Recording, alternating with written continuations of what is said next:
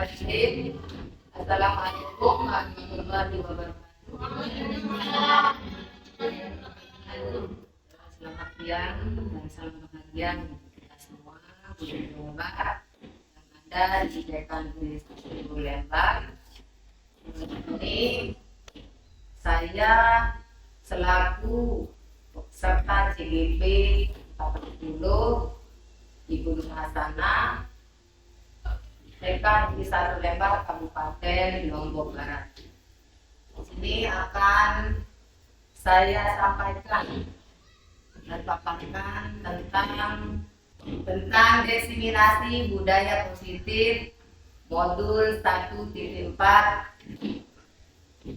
oleh Nur Hasanah CGP 10 Angkatan 10 Kabupaten Lombok Barat. Agenda kita siang ini yaitu pembukaan, yang kedua sambutan dari kepala sekolah, yang ketiga doa, keempat penyampaian materi, dan terakhir refleksi. Baiklah, untuk mempersingkat waktu, marilah kita buka acara siang ini dengan sama-sama melakukan al-basmalah.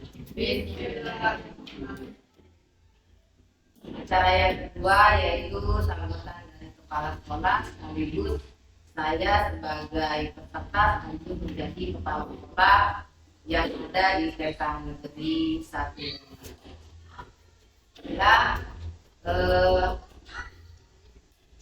Saya berterima kasih karena sudah dipercayakan sebagai calon penggerak angkatan 10 di Dekan Negeri 1 Lembang. Harapan saya selaku kepala sekolah, peserta dapat mengaplikasikan seluruh materi yang diberikan atau yang didapatkan selama pendidikan guru penggerak. Dan semoga peserta mendapatkan ilmu yang bermanfaat dan bisa berbagi dengan guru-guru dan rekan sejawat, dan bisa mengaplikasikan nilai dan peran guru penggerak di masa datang dan bisa diaplikasikan di lembaga TK Negeri 1 Lembang. Baiklah, di sini pertanyaan pemantik yang ada di sini masih budaya positif di modul 1 dibuka, yaitu setuju atau tidak setujukah kita. Yang pertama, gimana kita seperti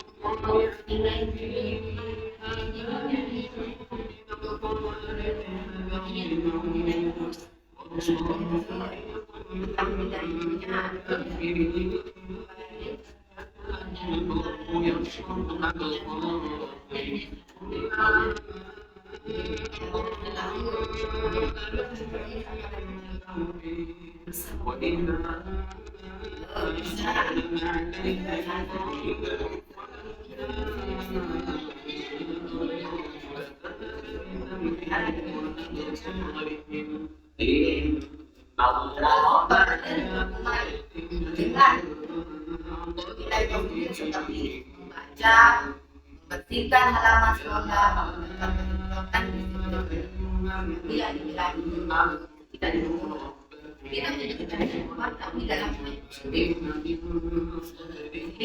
yang memberikan membersihkan halaman dapat yang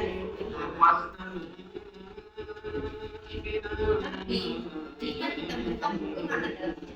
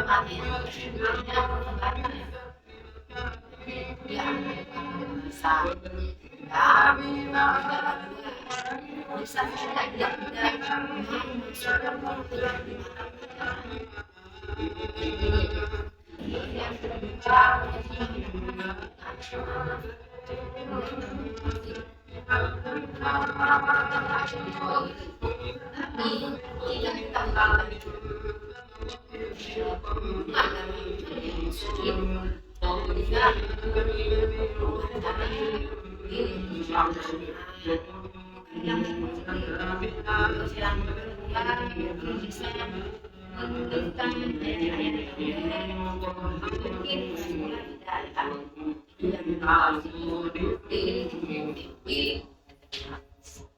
yang ketiga memberikan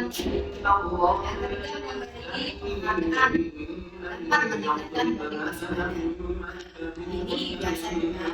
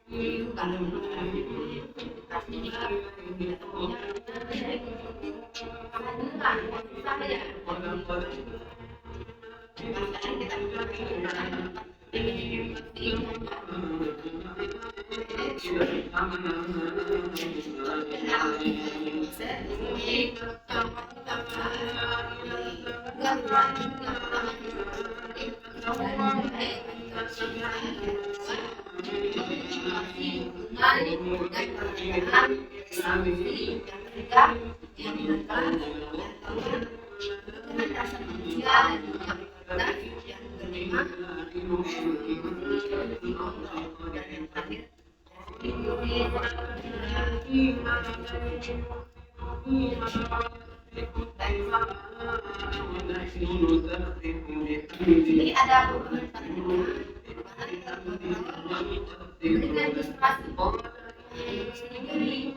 pertama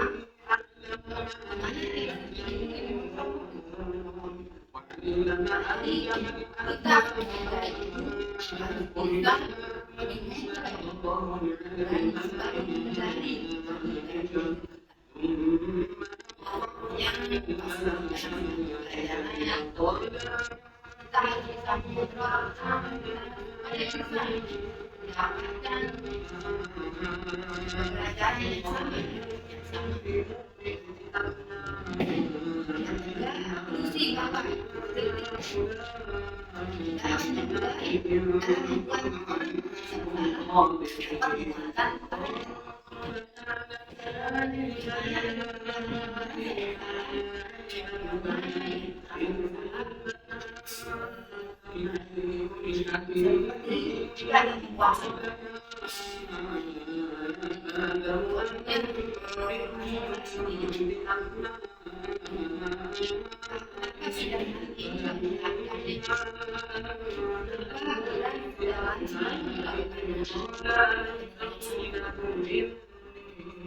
dalam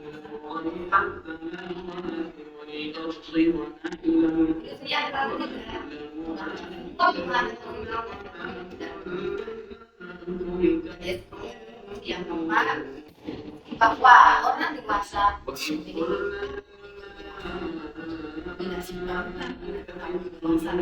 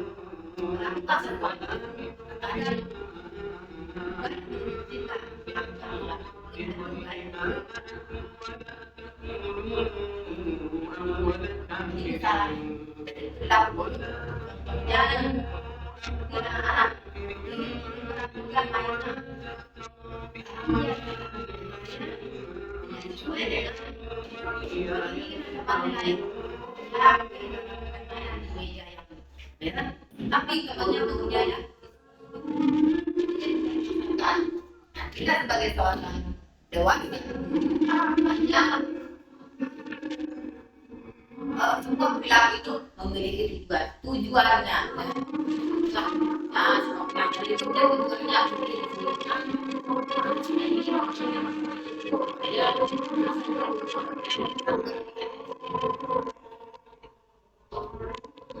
Yang ketiga, orang lain bisa mengontrol saya.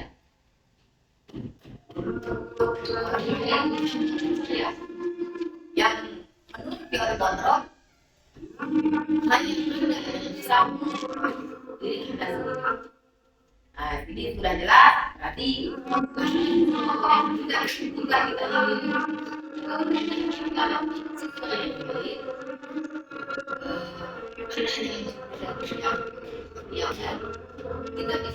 diri.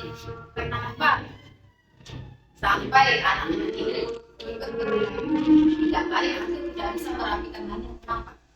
Nah, mungkin di sini kita bisa di sini Pak harus ini. Selanjutnya pemasangan ada pada setara kegiatan. Dia kontrolnya kolaborasi dan konsensus motif. Kemudian menciptakan jadi adalah saat kita kira atau melakukan tindakan contohnya mas mungkin anak-anak ya aku ada saat kita segala itu bisa main sama dunia yang lain itu ada jadi kita terus itu mengatakan komunikasi atau sebagai kita melihat pilihan menggunakan jika ada ini tidak bisa supaya dia bisa bermain seperti temannya.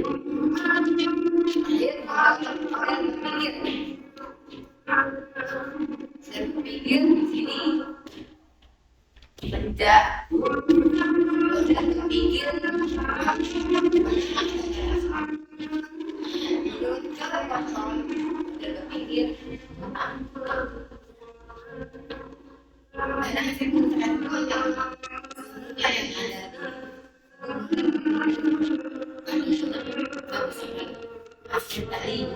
kita contohnya menuju kita bagaimana saya lakukan supaya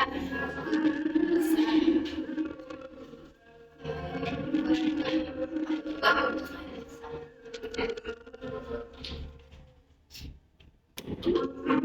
membahas maunya disiplin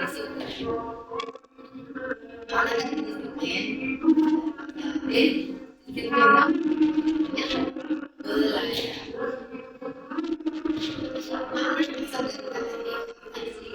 komunikasi dengan diri sendiri dan murid-murid dan tidak disiplin ini membuat orang gagal sebuah beban apa yang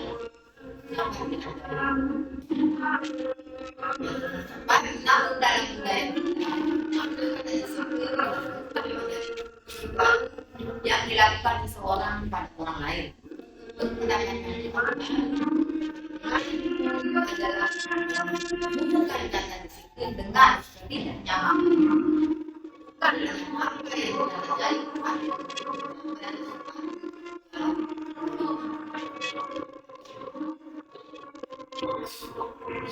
sini nilai kebaikan universal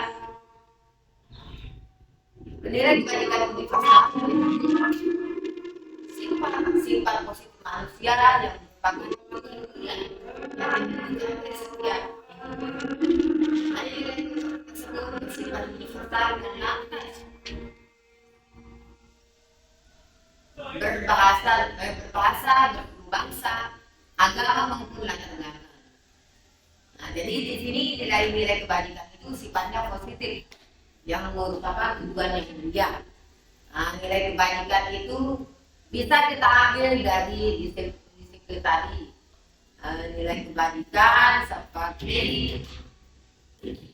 dilarang, contohnya yang misalkan dilarang membuang sampah.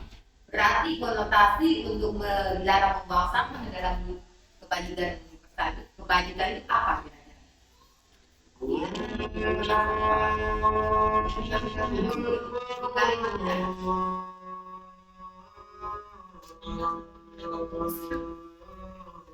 Menjaga kebersihan.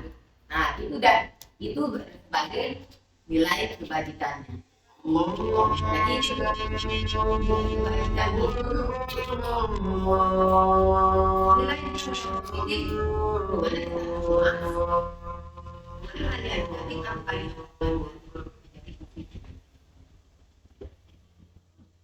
setiap perilaku perbuatan memiliki suatu tujuan.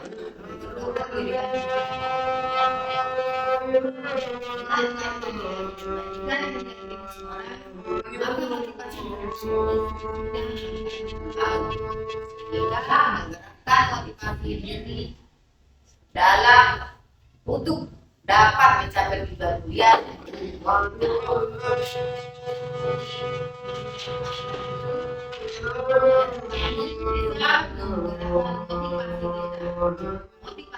kita melakukan hal yang lebih baik.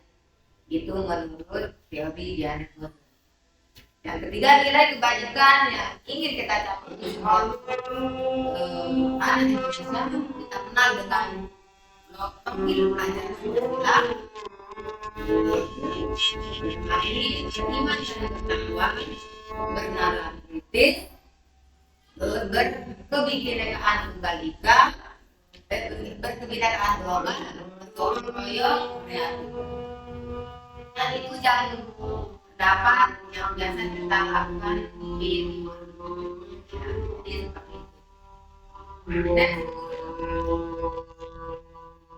Jadi eksplorasi konsep untuk pembelajaran yang kedua, teori motivasi, hukuman, penghargaan, dan restitusi. Nah di sini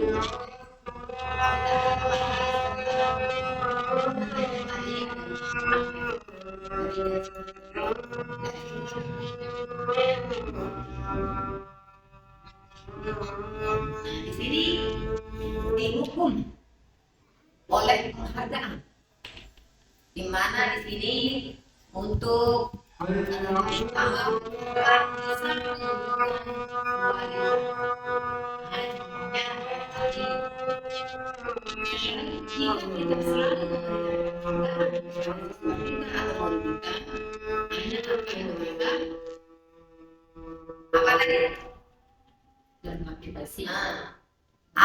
akan merasa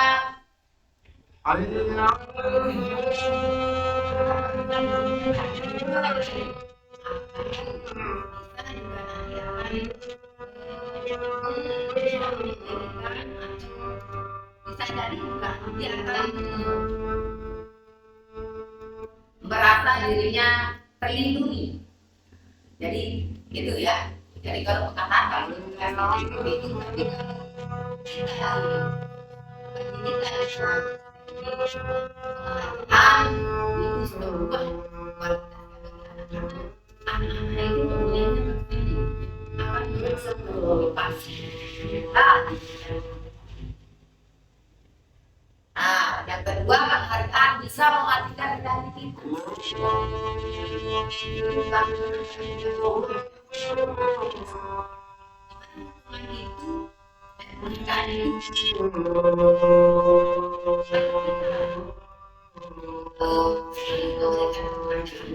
Dia akan merasa ngapain saya akan saya akan bisa, jadi dia tidak akan bisa termotivasi untuk bereaksi, untuk melakukan hal-hal yang lebih meningkatkan kualitas diri. Yang ketiga, penghargaan bisa mengurangi motivasi diskresinya. Nah, ini langsung tadi terbahas di kreatif. Jadi bisa juga menurunkan motivasi diskresi anak tersebut. Jadi penghargaan itu dalam di jenjang SD, SMP maupun SMA akan berpengaruh sekali. Terus dan selanjutnya, apa ya contoh dari ini tugas perbedaan hukuman dan konsekuensi. Nah di situ sudah terlihat mana tindakan guru. Nah ini contoh yang ada di jenjang SMA, SMP, masih tindakan guru. Contohnya mencatat 100 kali di dalam buku kalimat dengan membuat kalimat saya tidak akan mengulang lagi. Nah, ini kira-kira seperti apa hukuman atau konsekuensinya jika kita melakukan mencatat 100 kali dalam bukunya saya. Kira-kira ibu guru semua apa kira-kira hukuman atau konsekuensi? Kalau mudah-mudahan sekarang latih dia ini kan tulisannya tambah bagus gitu kan positifnya. Secara umum ya. di jenjang SD, SMP maupun SMA. Dan apa kira-kira? Nah, konsekuensinya, oke, mencatat 100 kali dalam buku kalimat. Ya. Ya. Terus Yang bawah ini hukuman. terus lagi mengelilingi lapangan basket 2 kali. Hukuman. Jadi hukuman. Jadi saya hukuman konsekuensinya. Terus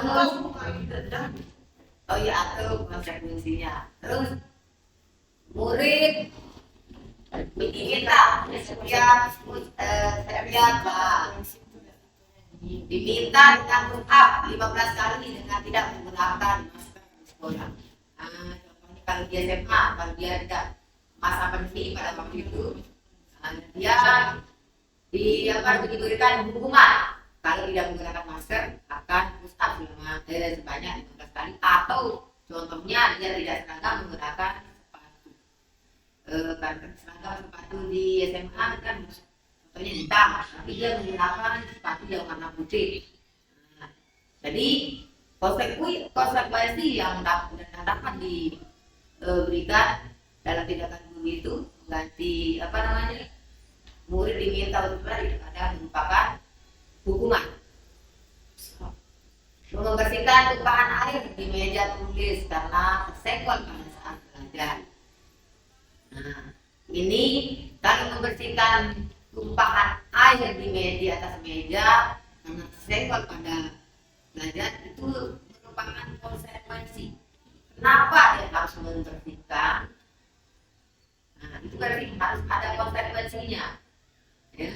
Jadi hukuman berarti dia bukan dihukum. Artinya dia konsekuensinya tanggung jawab dirinya untuk membersihkan karena dia sudah menumpahkan air atas meja. Itu jadi ada hukuman, berarti hukuman itu apa perbedaan hukuman dengan konsekuensi? Karena dia melakukan, kalau hukuman itu tidak dari guru. Oke, berarti hukuman itu dari guru. Hukuman itu sebuah peraturan. Ya, yang melanggar peraturan. Kalau hukuman itu sebuah peraturan yang harus dia.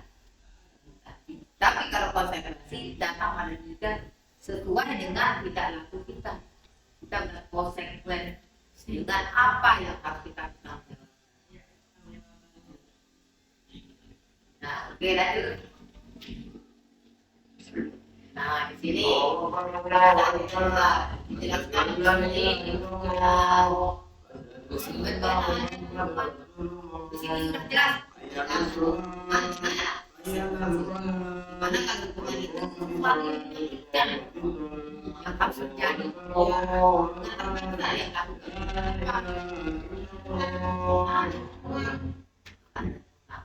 Kalau konsekuensi itu ya Tanggung jawab. sesuatu yang harus terjadi sebagai tanggung jawab.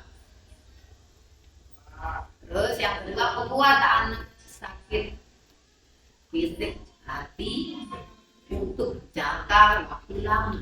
Kalau hukuman, contohnya dia akan merasa pendendam. Oh, saya tidak akan masuk di kawasan itu. Dia suka beri hukuman saat kita dalam sekolah. Seperti itu. Ya, apalagi sampai melakukan adu fisik. Jadi, tapi kalau konsekuensi itu membuat anak merasa tidak nyaman tapi dalam jangka waktu. Terus yang selanjutnya, anak membenci kedisiplinan. Karena hukuman itu anak-anak akan jadi seperti itu. Ya, nah betul. Dia tidak akan tidak akan jerah untuk melakukan. Contohnya, walaupun saya telah juga akan disuruh tulis, juga saya akan disuruh pusat, nah seperti itu. Jadi konsep dirinya jadi buruk, ya. Terus anak belajar untuk menyembunyikan kesalahannya. Ya, itu dia jadinya. Jadi sudah jelas, jadi merasa bersalah, dipermalukan dan merasa tidak dihargai. Apalagi anak-anak SMA akan dihukum di depan teman-teman. Seperti itu. Jadi akan merasa berdendam dan merasa tidak dihargai. Terus kalau yang konsekuensinya diri yang baik, udah jelas karena dia sudah memiliki rasa tanggung jawab untuk melakukan hal jika dia salah, konsekuensinya apa? Terus seperti anak-anak bermain, kalau sudah bermain konsekuensinya apa? Memperhatikan mainannya atau mengembalikan ke tempat. Ada untuk penata membuat peraturan ya seperti itu karena dulu sudah membuatkan peraturan atau keyakinan jadi anak-anak sudah petang begitu selesai dia main dia akan melakukan sendiri tanpa disuruh. Kehilangan hak dibuat tidak nyaman diasingkan itu sementara. Kehilangan hak membuat tidak nyaman. Kadang dia merasa terpaksa untuk membersihkan air yang tumpah di atas meja. Itu yang merasa tidak nyaman. Oke?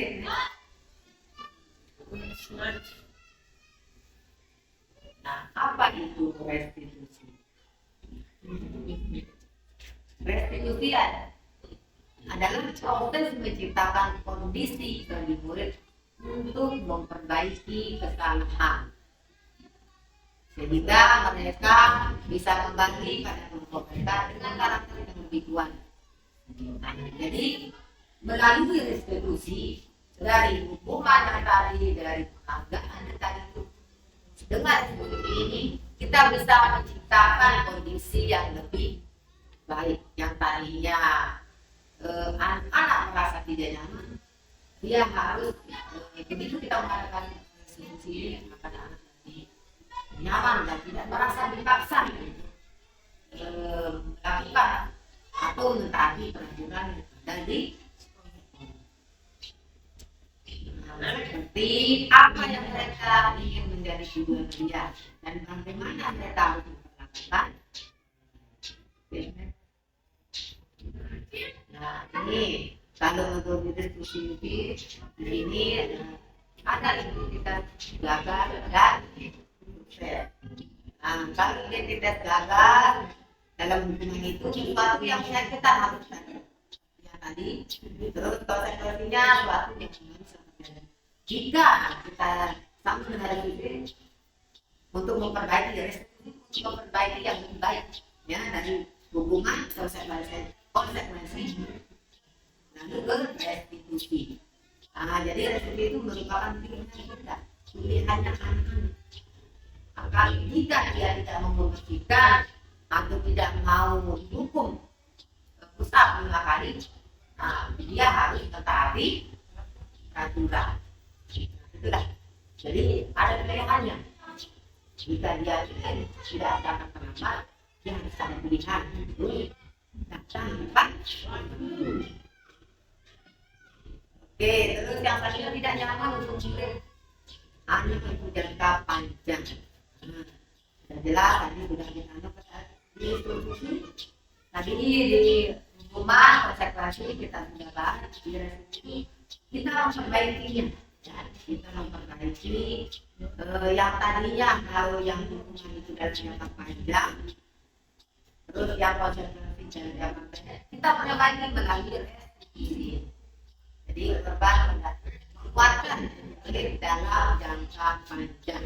Jadi kita tidak mengadakan hukuman, terus konsekuensi dari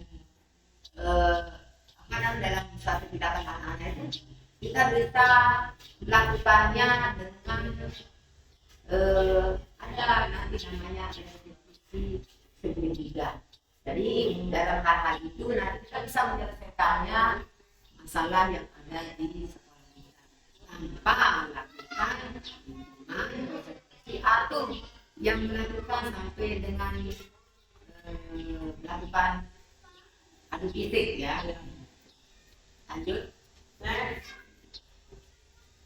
Nah di sini ada 9 ciri-ciri restitusi. Yang pertama, bukan untuk menebus kesalahan, namun untuk belajar dari kesalahan. Iya. Ya, jadi itu restitusi kita memperbaiki yang salah itu menjadi lebih baik. Jadi sebenarnya. Jadi kesalahan itu kita melakukan misalkan telah datang telat waktu itu, ya datang telat waktu. Bagaimana caranya supaya datang waktu? Atau misalkan contohnya selalu membuang sampah. Bagaimana caranya supaya tidak membuang sampah? Perbaiki hubungan. Jelas di sini dari memperbaiki hubungan supaya tidak merasa terbebani antara murid dari guru atau warga sekolah yang ada di. Yang ketiga, ciri-cirinya tawaran bukan paksaan. Jadi di situ kita menawarkan kepada anak-anak dalam arti jika Anda melakukan hal seperti ini, apakah anak-anak bisa mempertanggungjawabkan perihal tersebut? Nah, jadi anak-anak itu bisa kita tawarkan dalam arti, contohnya kalau di prasekolah buang sampah, kita ambil sampahnya. Bisa kita kalau anak-anak kan cukup kita pakai ruang itu, kita menjadi model atau contoh bagi anak-anak. Cukup kita yang ambil. Nah, jadi anak-anak di situ akan bergerak nanti walaupun kita ada. Jadi hal-hal terutama tidak hal-hal yang positif bisa menggerakkan atau bisa memotivasi anak-anak untuk melakukan hal-hal itu. Beliau konstitusi menuntun untuk melihat ke dalam dirinya, ke dalam diri. Yang kelima, ciri-ciri yang kelima, konstitusi mencari kebutuhan dasar yang mencari tindakan. Yang keenam, ciri adalah sama yang tujuh, restitusi fokus dengan karakter bukan tindakan. Nah, udah jelas di sini ya. Jadi itu fokus pada karakter. Dari mana karakternya ya? Karakter yang sudah kita tanamkan pada anak-anak, jika sudah tidak memberikan pendidikan yang baik, insya Allah pasti akan melakukan tindakan yang baik. Restitusi fokus pada solusi. Jadi restitusi itu fokus pada solusi. Dia akan restitusi itu akan memberikan solusi kepada siswa-siswa kita bagaimana cara menyelesaikan permasalahan anak yang untuk melakukan disiplin. Yang kesembilan, institusi mengembalikan murid yang berbuat salah pada kelompoknya. Di sini jadi nilai kepercayaan anak-anak di sini bisa kita kembalikan dengan ciri-ciri yang 9 ini. Jadi jika kita sudah membuat keyakinan kelas dengan melakukan kesepakatan kelas, insya Allah anak-anak bisa kita memberikan yang terbaik dan bisa langsung bergabung sama teman-temannya untuk menyesuaikan diri yang tadinya melakukan tidak melakukan kesalahan jadi tidak melakukan kesalahan kembali seperti itu.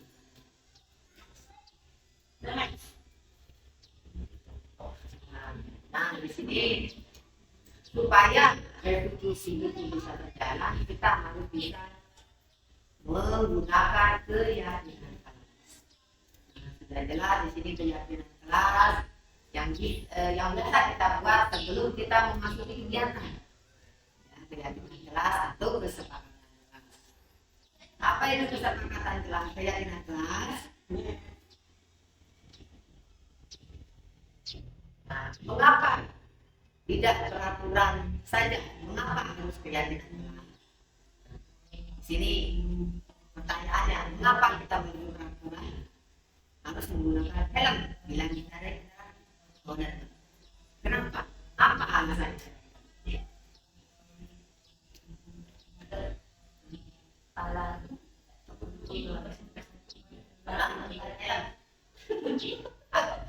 Menghindari agar menghindari dari bahaya. Terus yang selanjutnya berarti secara umumnya untuk menghindari cedera yang ada pada daerah itu sudah jelas untuk menjaga keselamatan. Jadi keselamatan yang ada di wilayah kepada kita begitu aman, begitu kita ada kecelakaan. Jadi minimal kalau kita sudah menggunakan helm, kepala kita akan.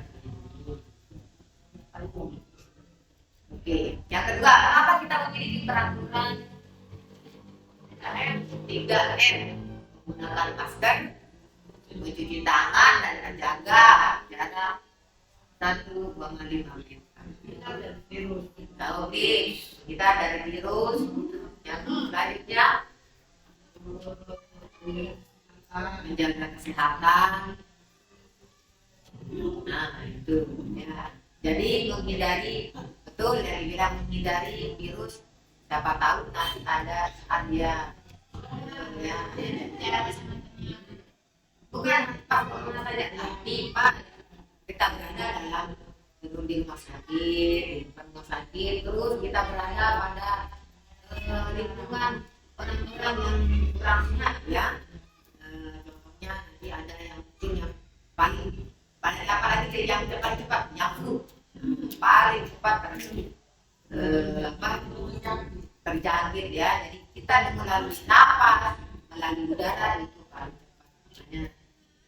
Makanya kita mengikuti peraturan 3M. Memang ini di masa pandemi tapi juga bisa berlaku pada saat sekarang. Bukan sekarang. Betul. Kenapa kita memiliki peraturan harus datang tepat waktu pada saat mengikuti peraturan apa itu? Kita sudah melakukan tidak.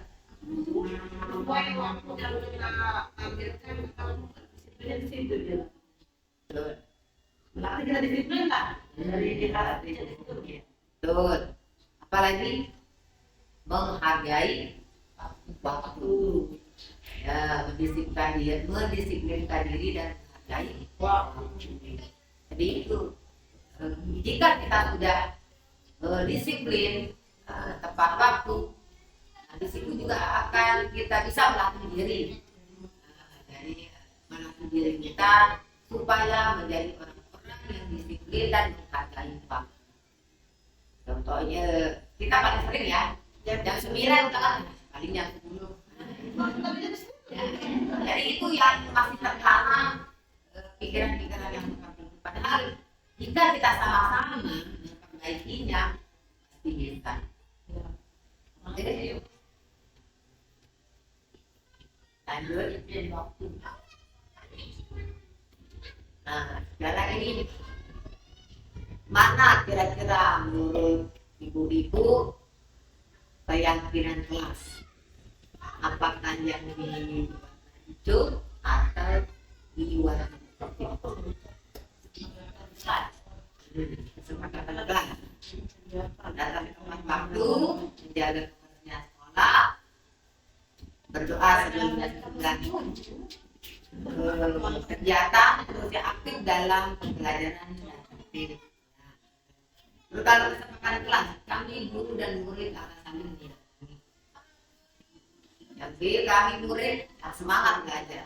C, kami murid yang peduli dengan kami. Kira-kira yang kita berikan keyakinan kelas atau kesepakatan kelas yang biasa kita lakukan kemana yang itu apa yang putih? Yang pertama, yang itu, betul.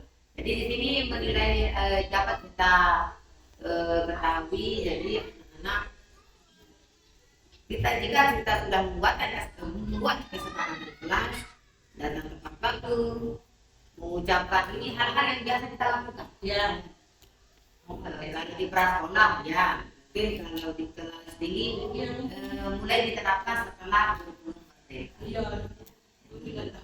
Kalau dulu tidak begitu. Nah, begitu saya perhatikan ya di setiap sekolah-sekolah itu, ternyata begitu masuk di Merdeka Belajar baru kita menanyakan selanjutnya 5S, nyuk, sapa, salam, sopan dan santun. Jadi seperti itu jadinya.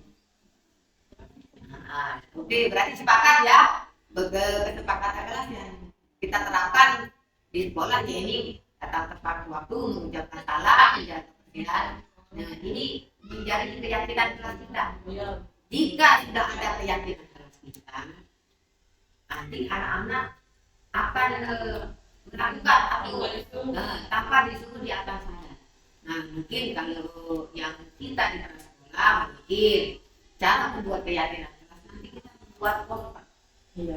Poster caranya buat ingat anak-anak hari ini kesepakatan kita apa ya, buat posternya. Tentang kegiatan dalam untuk keyakinan kelas kita.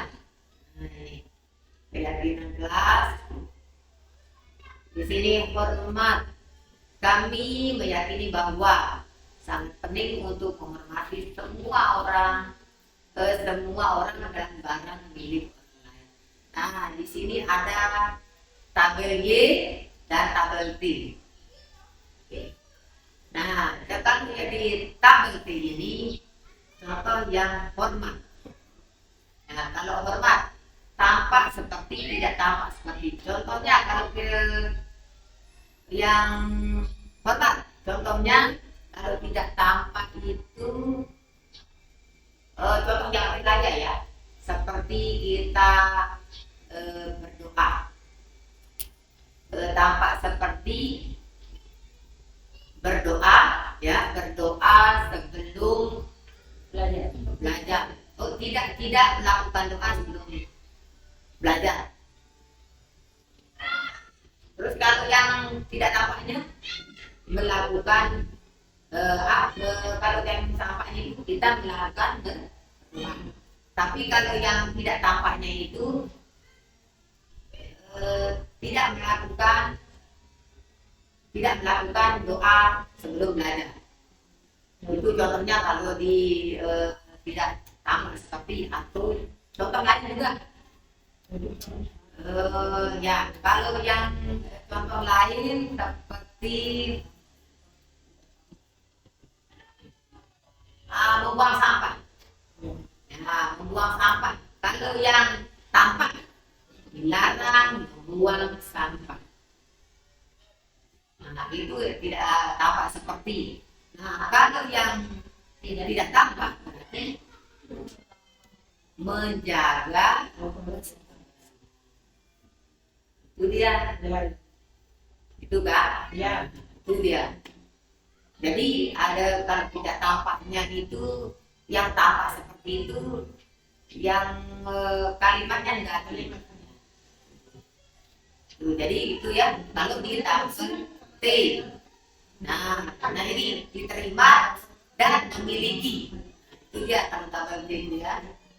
Dia hormat, bekerja, diterima dan dimiliki. Nah, jika kita tabel Y. Nah, kita masih di dalam berdoa ya.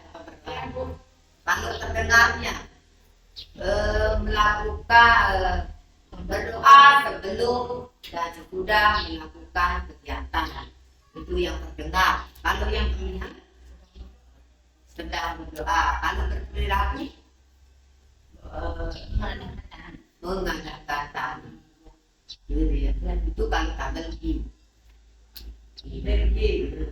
Yang terdengar itu melakukan doa sebelum dan sesudah. Yang terlihat berarti apa tadi? Berdoa. Yang terdengar singkat berdoa. Itu berarti ya yang tabel T, G. Nah ini jadi udah ya. Oke, lanjut.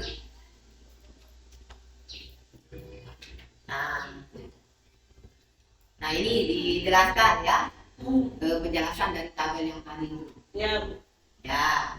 Dan jadi jelas kalau yang tampak seperti itu, nah ini contohnya kan datang tepat waktu, sering Terlambat. menyapa teman dengan guru setiap hari, acuh kepada teman, Ibu tak dan itu ya. Nah, ini ya. Ini yang terlihat yang tadi. Nah, satu orang berbicara, saya bantu. Kita bisa selesaikan ini bersama. Terima. tolong ya, misi. Saya, oleh saya bidang. Itu yang jadi itu ya. Jadi kalau udah jelas kayak tadi itu kelompok mengadunya, kalau kita kan melakukan doa bersama sebelum dan datang. Apa tadi? Berdoa.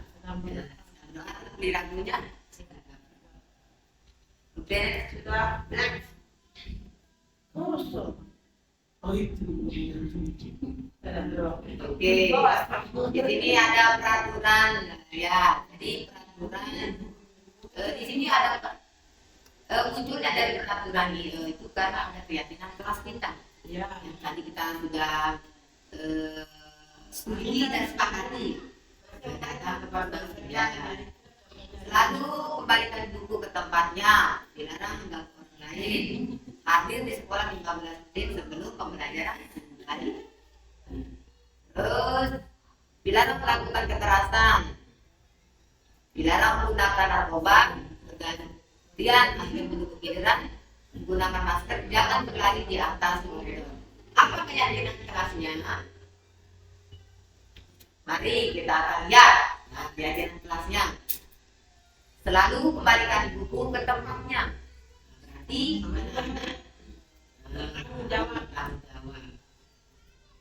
hadir tepat waktu, menghormati orang lain atau berkomitmen. Dilarang mengganggu orang lain, jadi menghormati orang lain. Jadi sudah jelas kalau peraturan itu. Nah di sini kalau peraturan itu seperti peraturan dalam hal bahasanya ya, lebih negatif ya. Dan kemudian dilarang melakukan kekerasan. Dilarang melakukan keselamatan kekerasan itu berarti keyakinan kelasnya itu menghormati orang lain. Terus dilarang menggunakan narkoba. Berarti kalau keyakinan kelas kita ya menjaga kesehatan, jangan berlari di atas koridor. Nah itu menjaga keamanan diri kita ya. Oke, lanjut. Eksplorasi konsep yang keempat yaitu kebutuhan dasar manusia dan dunia berkualitas. Nah udah jelas di sini kebutuhan dasar manusia. Apa kira-kira kebutuhan dasar kita? Jadi hidup itulah ada kebutuhan manusia ya. Kebutuhan yang paling dasar kita yaitu bertahan hidup. Ya tadi itu makan ya, makan minum. Terus rasa ingin disayang. Sudah jelas kalau kami ingin disayang. Dihargai hidup yang baik. Teman, namun banyak gitu ya. Kita jadi kesenangan kalau hanya kita hidup. Jadi semua yang ada 5 di sini itu termasuk kebutuhan dasar kita untuk bertahan hidup. Ini ada yang pembelajaran kelima, ada 5 posisi kontrol. Nah, posisi kontrol kita sebagai pendidik ya. Di sini ada pertama yaitu posisi kontrol kita ada sebagai hukum.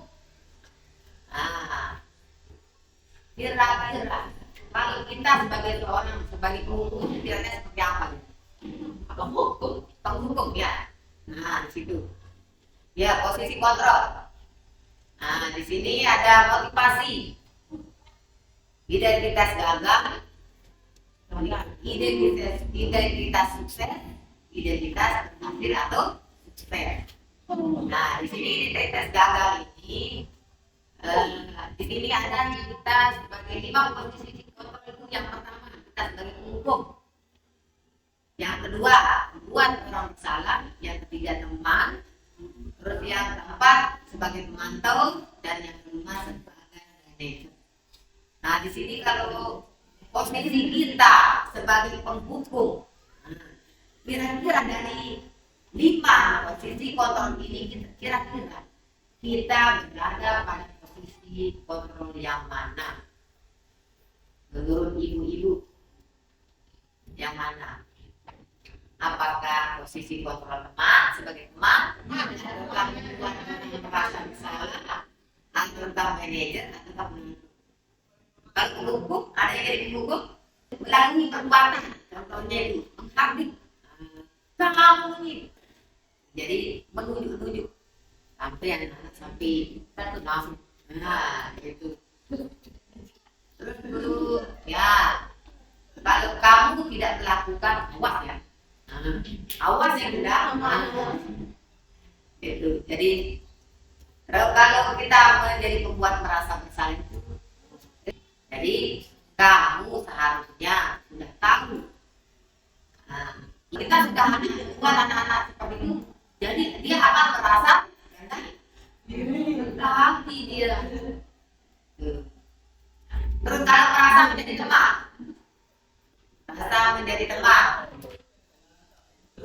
menjadi teman ini Ya, ini lebih memberikan alasan ya, memberikan alasan kepada murid.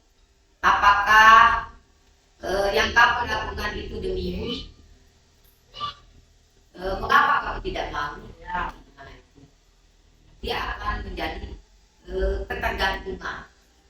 Ya, karena dia sedikit-sedikit guru. Ya, dia akan tergantung. Jadi sedikit-sedikit guru. Jadi dampaknya kalau menjadi teman itu,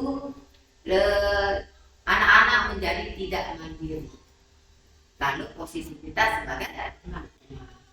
Dan yang keempat, sebagai pemantau, menghitung dan mengukur. Apa dari posisi kontrol sebagai pemantau, yaitu kita bisa menitik beratkan pada sanksi atau hadiah untuk dirinya. Nah, kalau posisi kontrol yang terakhir sebagai manajer, mengajukan pertanyaan, apa yang kita yakini, apa yang kita bisa kerjakan. Ini perkataan dulu loh, dalam posisi manajer. Contohnya yang paling terlambat ya, itu ya, apa yang kita yakini dari perbuatan paling terlambat yang kamu lakukan setiap hari ini, apa? Nah, jadi dari lewat itu kita bisa memperbaikinya. Nah, gitu ya, memperbaiki masalah. Terus hasilnya akan bisa menguatkan pribadi anak-anak kita. Kaitannya dengan dunia berkualitas, murid meletakkan dirinya sebagai individu yang positif dalam dunia berkualitas.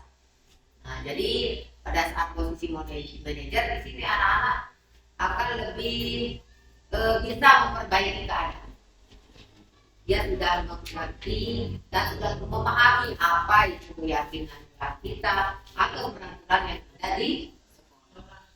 Nah, dan dampak dari posisi manajer, posisi kontrol dan manajer, kita bisa mengevaluasi diri bagaimana cara kita memperbaiki itu dampaknya. Oke, nah bagaimana kamu bisa menyelesaikan masalah ini? Jika dia terlambat, anak-anak mobil kita, ya seperti itu kita akan kerjakannya. Kamu bisa enggak? Bisa dalam tepat waktu. Jadi itu kita bagaimana? Jangan kita selalu menjadi pemimpin. Ya, yang paling posisi yang paling aman yaitu posisi yang terakhir di sini kita bahas segitiga restitusi. Nah, segitiga restitusi ini di situ ada pada diagram segitiga menanyakan keyakinan, menstabilkan identitas dan validasi itu.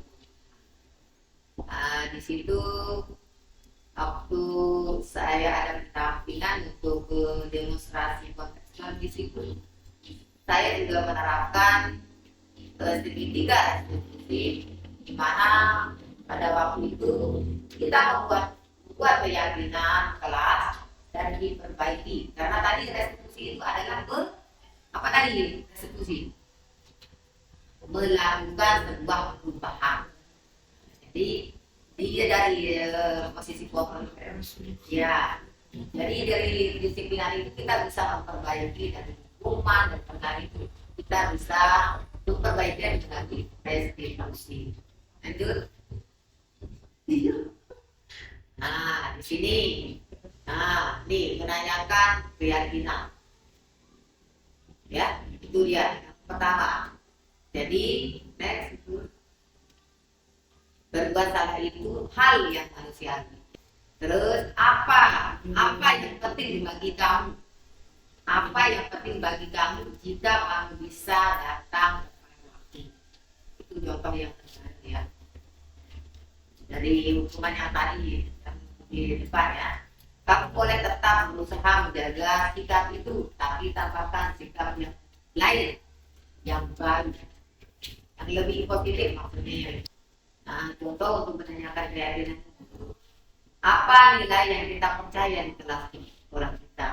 Nah, masih dari contoh kan ya, dari tanda-tanda itu ya, dari materi sisi kita dari disiplin, positif kontrol, terus penghargaan, hukuman, dan kebutuhan dasar manusia. Kira-kira apa yang bisa direfleksi dari materi yang saya boleh disampaikan, silakan. Dan perasaan apa ya muncul pada saat melakukan diskusi. Mungkin silakan ketemu gimana? Yang nomor satu kita bahas dulu hal yang baru yang mengubah paradigma. Apa yang ibu dapatkan dari paradigma yang tadi kita bahas, dari disiplin, dari posisi kontrol, dari kebajikan, terus restitusi, ketiga restitusi. Silakan. Atau ada yang mau kita diskusikan juga boleh.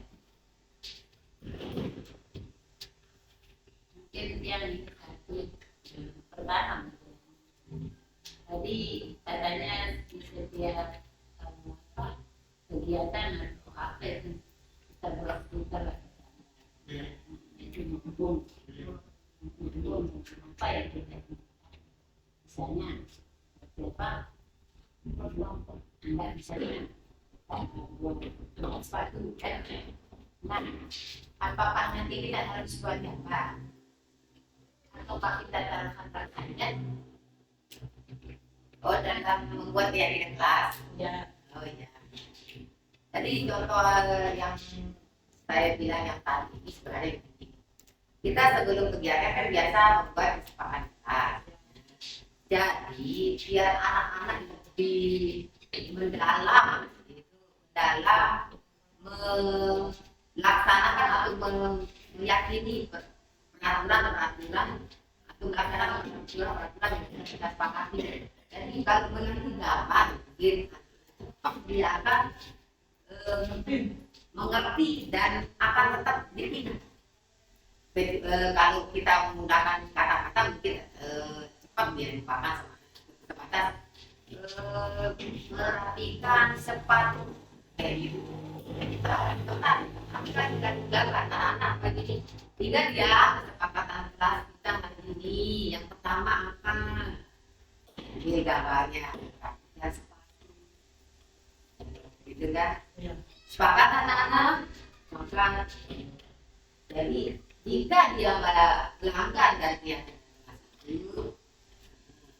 jadi atau dia tidak melakukannya, nanti kita akan lewatkan. Ingat anak-anak tadi kita buat keyakinan kelasnya apa, seperti apa. Jadi cukup kita bilang anak-anak akan mengerti, akan langsung lakukan. Nanti kalau dia tadi merapikan sepatu, nanti kalau dia benar pakai jaket keras kita, begitu dia lihat sepatu aja, berangkat dia masih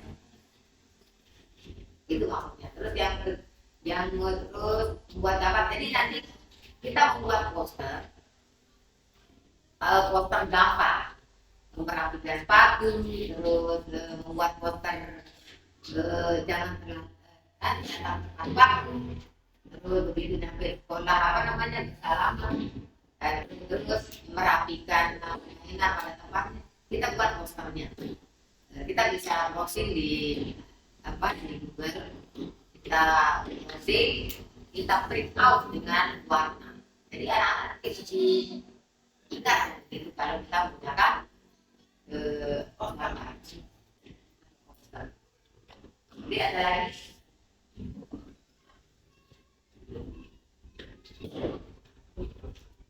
Jadi bisa kita saksikan dari awal itu tadi kita mendapatkan disiplin, bagaimana kita mendisiplinkan siswa kita supaya menjadi anak-anak yang lebih berkarakter dan lebih berbijaksana.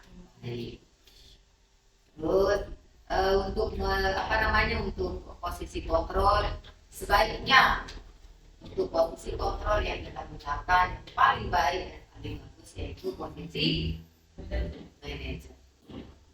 Janganlah kita menjadi guru, janganlah diusahakan, jangan tapi menggunakan posisi kontrol karena sebagai anak-anak akan selalu mengingat, dan itu dalam jangka panjang. Anak-anak merasa tidak diingat. Semoga kita bisa menjadi guru yang lebih baik lagi dan sebagai manajer bagi anak pada saat pembelajaran. Jadi itu harapan kita semua juga ya, kalau kita di sekolah. Karena apa? Anak-anak itu senangnya sama guru yang menjadi temannya iya, menjadi ibunya iya, menjadi pendengarnya iya, dan itu yang kita pahami. Jadilah pendidik yang baik dan pendidik yang berkarakter baik, menjadi teladan bagi anak didik kita. Jadi saya minta satu aja refleksi, apa saja itu bebas, refleksi.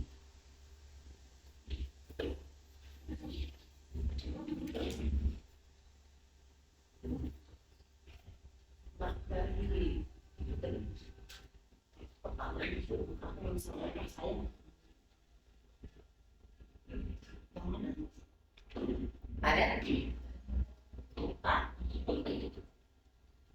Kalau kamu seperti apa yang selama bagaimana dulu hanya kamu menjadi engkau yang baik, menjadi guru yang lebih berkarakter dan menghargai anak murid, serta bagaimana guru itu lebih contoh menjadi manajer untuk anak agar itu nyaman di sekolah dan jadi pelajaran lebih baik. Terima kasih atas refleksinya dulu. Semoga dengan materi yang saya sampaikan bisa kita terapkan di sekolah dan bisa konsisten dan berkesinambungan. Step by step kita lakukannya secara bertahap. Insya Allah kita akan bisa mewujudkan anak didik yang baik.